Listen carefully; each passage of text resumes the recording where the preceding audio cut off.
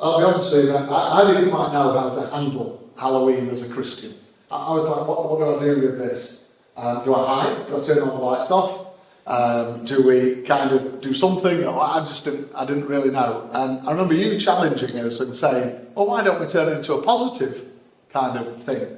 And that was kind of just what we needed as a family to say, okay, that's an option, actually. We can turn all the lights on and actually talk to the kids that come to the door. And that was really crazy to actually, I think it's had to go on inside somewhere. And I think as Christians, maybe we just need that little push over the edge to say, yes, engage with it, give it a go. Practical things. We started to see these kids coming to the door as somebody to talk to and share the gospel with. And that was a real change of mentality, I think. Yeah. And our kids can't even get out of the house. They're too busy handing out what were bags of hope and now these bags.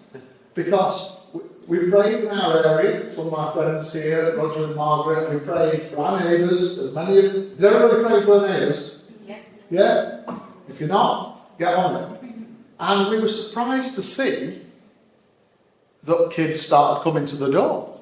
I mean, and I'm talking a lot. Yeah.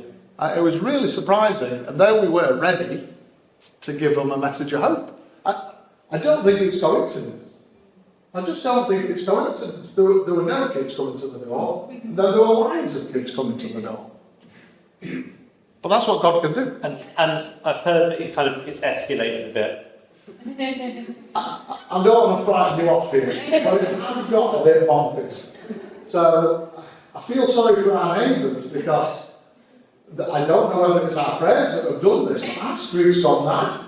It's gone absolutely mad. We got about 130 kids at the front door last year. Did we get any pictures of these kids? We did have some, I think. I don't know if they'll come up, but there are lines of kids coming to the door.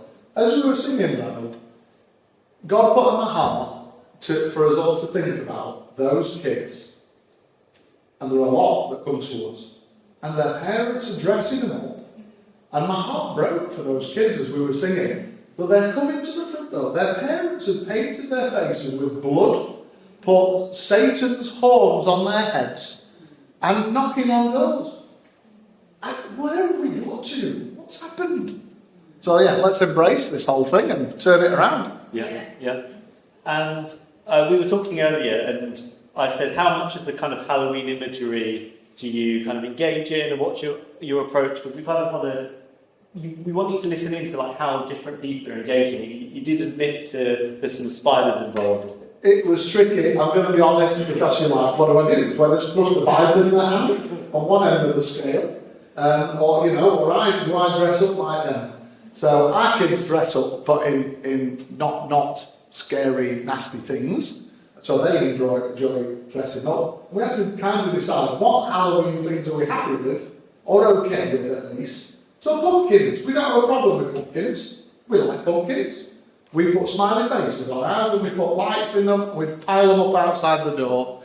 Spiders, I'm alright with spiders. My kids don't like spiders. I'm alright, they live in the doorway anyway. We've got a porch for spiders, real ones. So we have a bag full of sweets and I put some spiders in there. When the kids put it, watch out for the spiders. And they're only plastic, they're not really ones. There's bits. The important thing that we found is making the house attractive. So they know it's okay to knock on your door. That was a big step for us because we were kind of in the intermediate, and to the kids it probably looks like shouldn't we? So we made it, yes, you should. You are welcome here, and we're going to engage with you in a positive way. And now they line up to come. We're the house we can't wait to get to. And so if there's someone here listening to this thinking, well, I don't really have many people knocking around on my door, or what does it look like for me to engage? What would you say? Pray. Pray first. Pray first that one kid will come to your house. One kid ventures out whose parents or whoever dress them up in some evil attire and they knock on your door and you change their life because they need you. You might be the only person who shares the gospel of Jesus with them in their life. So make it that moment. make it that moment. Because if it doesn't, the outfit they're wearing will win. So pray for one, and he might just bless you with 10, 100, or more. Pray.